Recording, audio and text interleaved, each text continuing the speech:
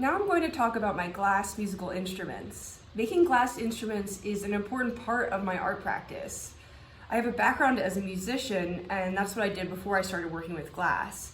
And when I began working with glass, I really wanted to find a way to merge my two passions, which are glass and music.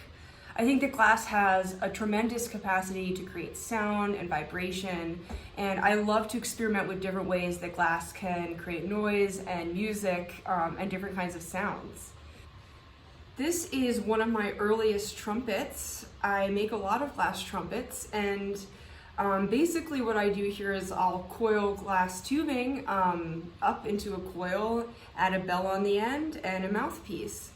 As you can see, I'm not really concerned with replicating, like making an actual realistic looking instrument out of glass. I'm a lot more interested in exploring absurdity and humor in these instruments and kind of pushing what kind of form the glass can take on and still create a noise. Here's what this one sounds like.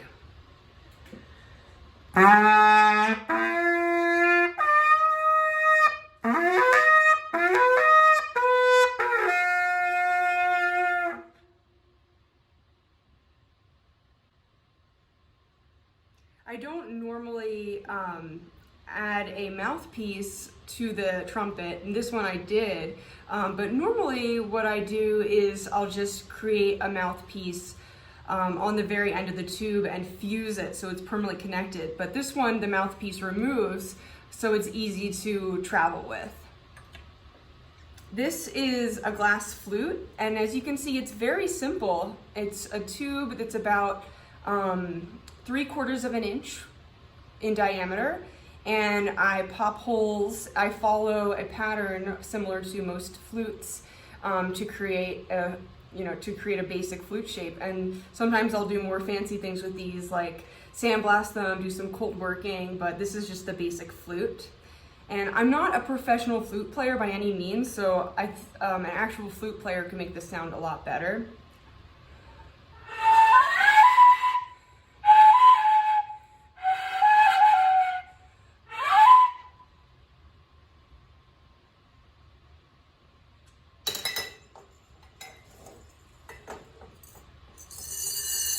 This is a glass rain stick, and I learned how to make these by taking a class with Sally Prosh. Sally Prosh, if you don't know her, she's a master scientific glass blower and artist, and she creates glass musical instruments. And she was one of my first inspirations of how to make glass instruments. So here you can see there is a tube with ridges inside of a larger tube, and there are these little marbles on the inside. And this is using a scientific glass blowing technique.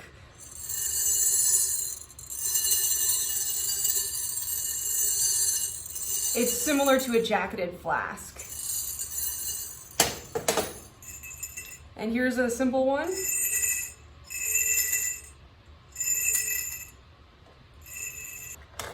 This is a glass bell.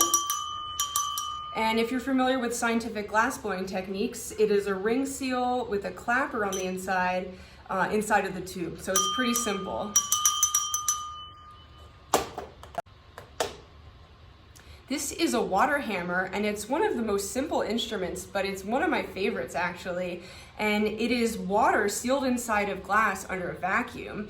And when you play it, it creates this noise.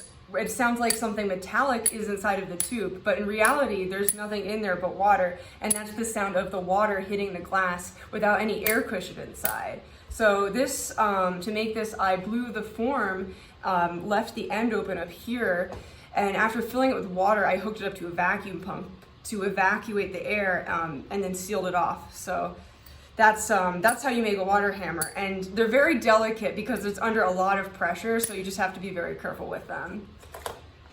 This is one of my more recent trumpets, and it's a trumpet that wraps around my head when I play it, like this.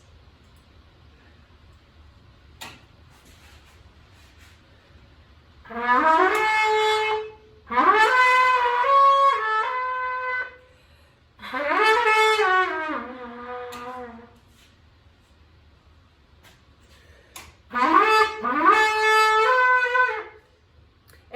actually very comfortable, and this way you can be like a one-man marching band and you don't even have to hold your instrument because it just rests on your shoulder.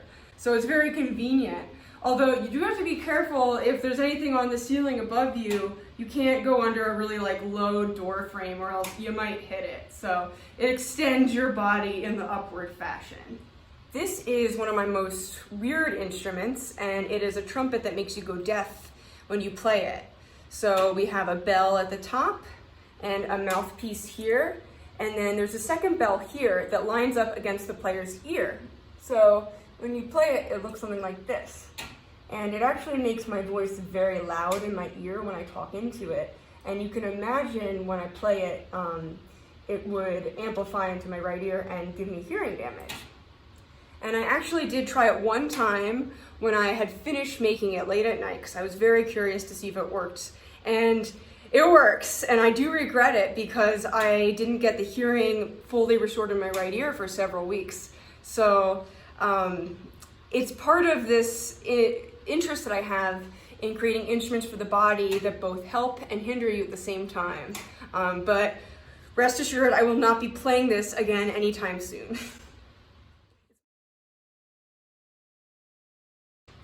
So I'm going to demonstrate how to make panpipes, and panpipes are one of my favorite instruments because they're so easy to play. Anyone can play them. You don't have to have musical training, and they're pretty simple, but you can make them as complicated as you want to.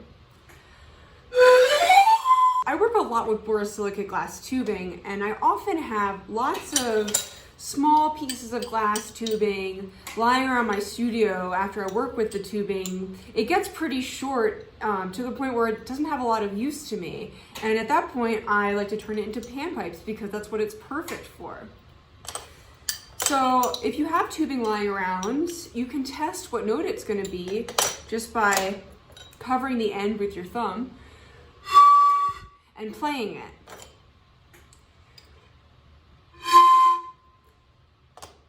And often I'll use a tuner online so I can double check the note. So that's an F.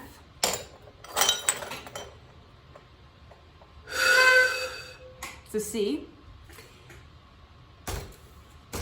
And I'll show you how I tune the pipes, which is kind of a fun process. But we'll start by turning these into round bottoms.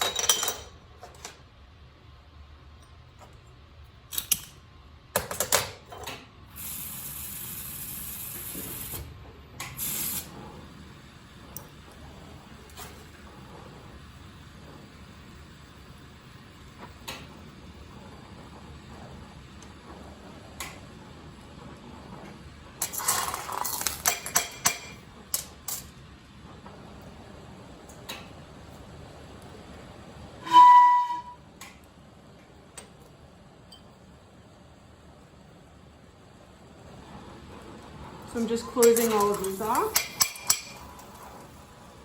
This is, I believe, 14mm standard wall tubing. And I like to work a lot with standard wall tubing because it doesn't crack very easily when you work with it, and you can get away with working with a piece and not having to throw it in the kiln that much when you're working with it.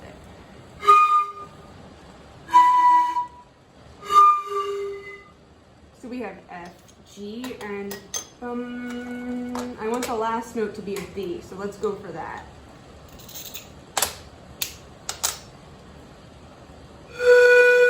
Oh, there we go, a B.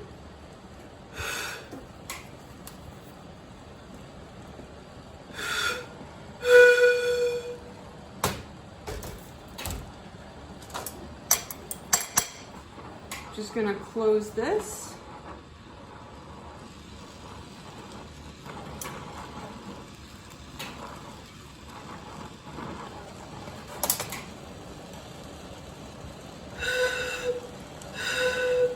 So if you want to change the pitch of the tube, you can make it a higher pitch by condensing the tube and making it shorter, which raises the pitch. If you want to make the pitch lower, you can puff it out, which makes the tube longer and that lowers the note.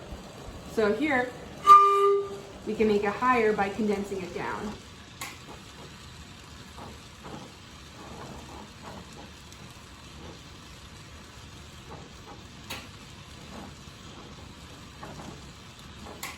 I'm just thickening up the bottom here a little bit.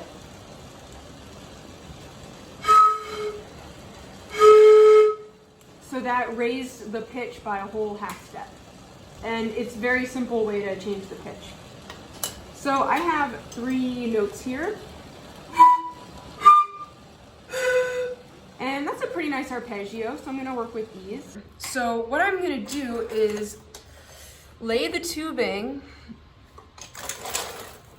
in a line like that. And then I get a Sharpie marker and I just mark where I want the connections to be. So I'm gonna mark it in 2 places.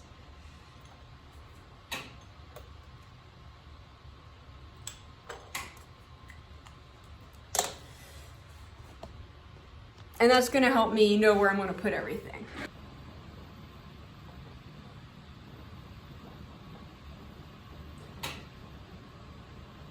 So I'm going to start by placing a little bit of glass on the largest tube and puffing it out.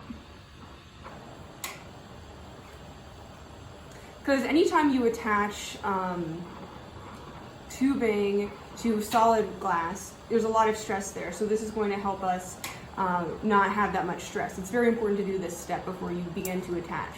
So now I'm going to add some glass to the second tube.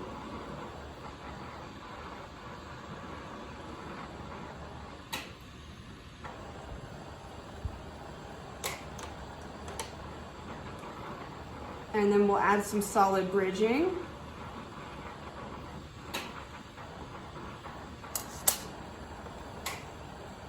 And connect the 2 pieces together.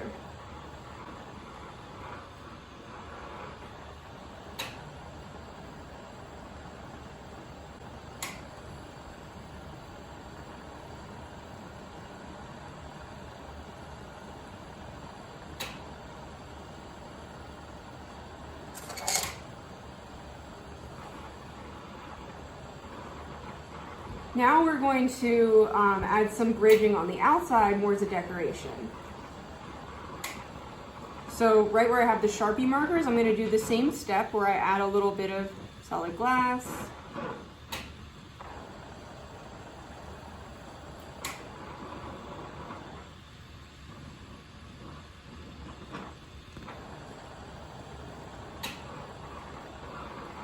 And then we'll add some connections.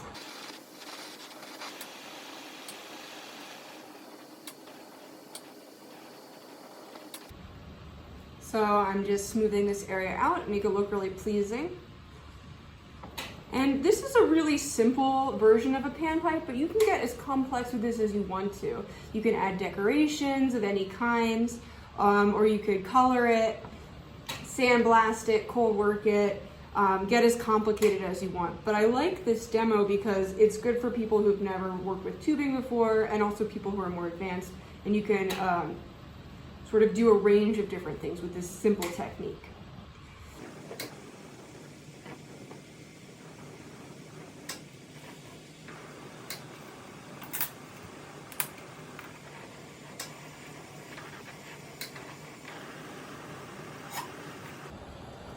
And then I'll add some on this one.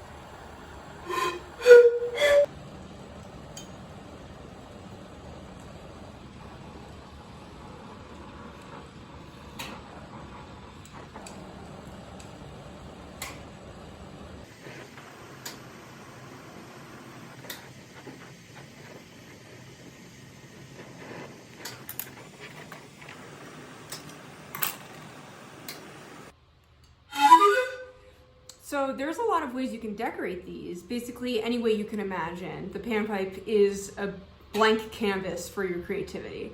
But this one I'm going to decorate with some implosion marbles. I'm going to put them on the bridging section. So I'm going to make a couple of those right now. I'm using 8mm rod, and I'm just going to keep these small so I'm not working really with giant rod. And I'm going to use some frit, which I have in a little dish.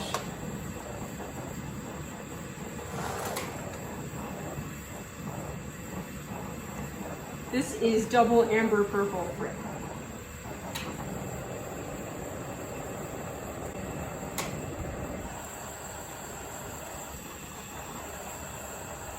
Going into the frit, I'm using a high oxygen flame, because that's what you have to do when you work with amber purple.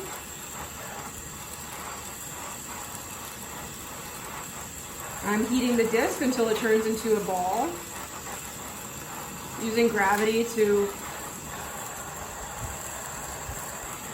turn the disc into a ball, and doing that will envelop the color into the clear and create the implosion. And I'm repeatedly flattening out on my graphite, which is on the table, to do the implosion process.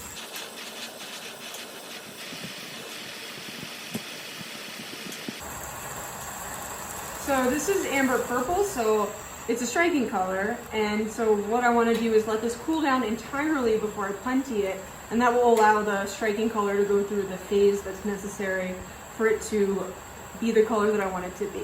If I don't let it cool down all the way and I puntee it and heat it up again too early, it will create a hazy color that is not desirable.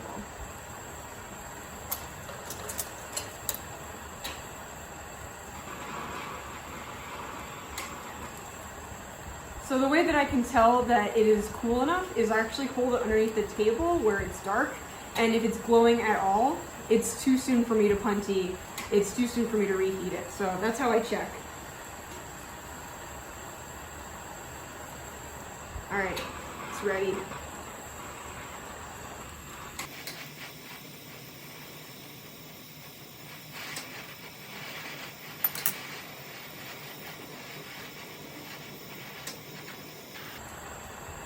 Round it into a small marble.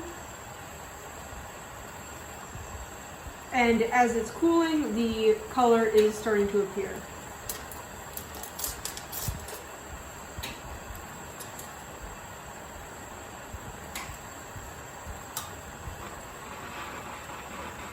I'm going to puntee to the front so it's ready to attach.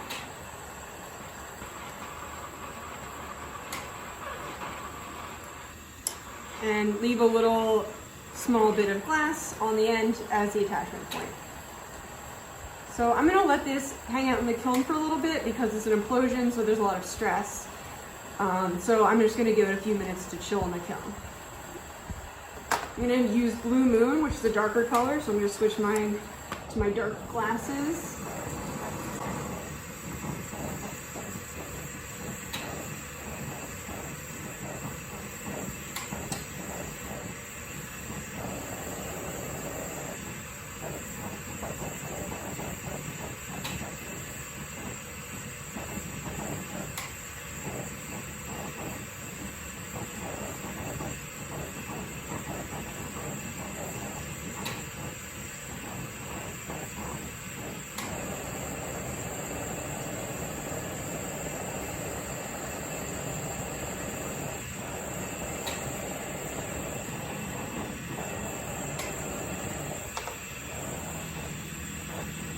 Dip it in the frit, melt the frit inside, hang it down in the flame, turn the disc into a ball, and repeatedly do that process. A basic compression implosion.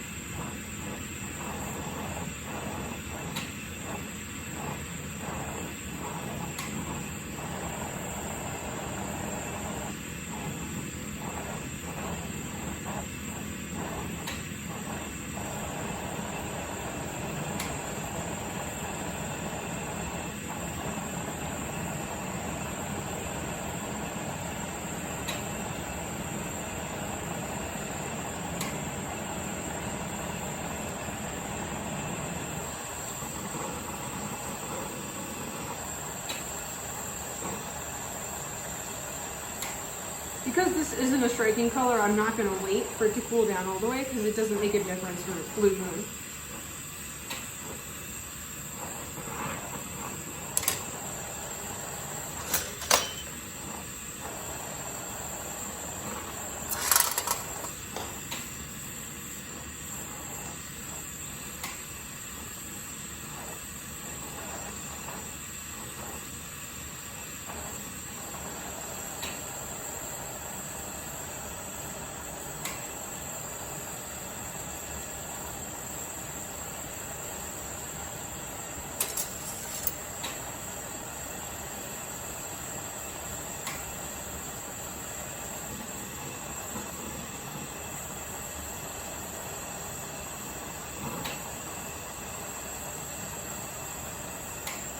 Puntying to the top, and again, leaving a little bit of glass at the bottom for a connection point. And a little bit more, actually.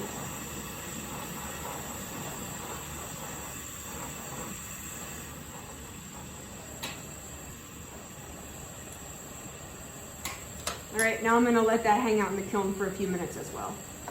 All right, so the biggest implosion has had some time in the kiln, so now I'm going to attach it.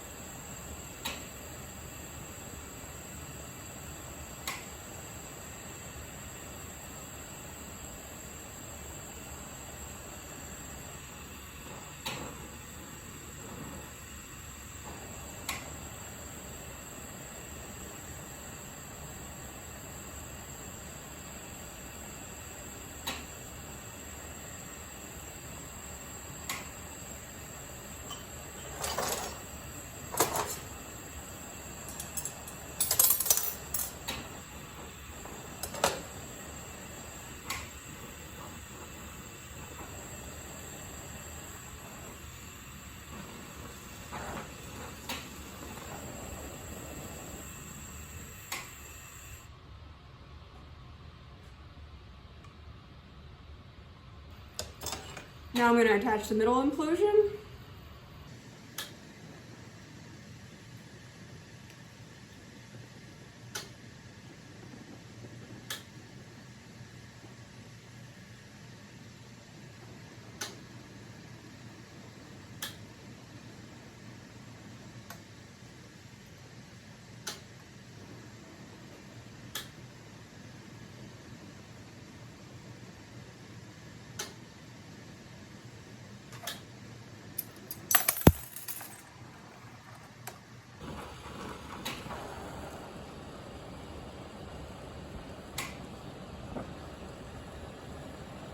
Now I'm going to put on the last one.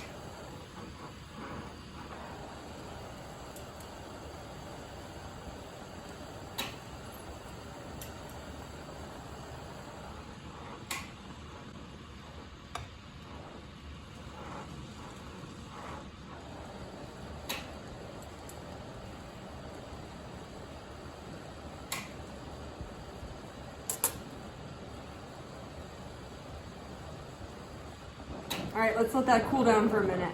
All right, and here is our finished piece with the implosion marbles in between the bridges of the panpipe.